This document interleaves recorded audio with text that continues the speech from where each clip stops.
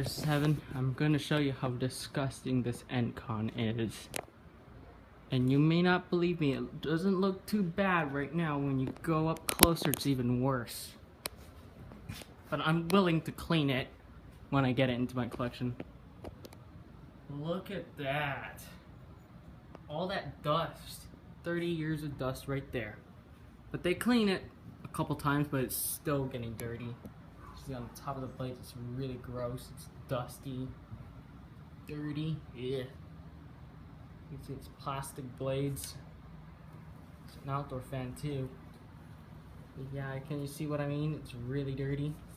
And this fan's very loose too, as you can see how it wobbles all over the place. This fan has fallen down once, to be honest.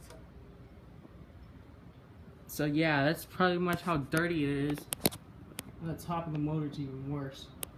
You see it on top right there. It's gross. It needs to be cleaned, to be honest. Looks a little bit like a Hampton Cameron copy, but it's not a Hampton Cameron because look, see what I mean?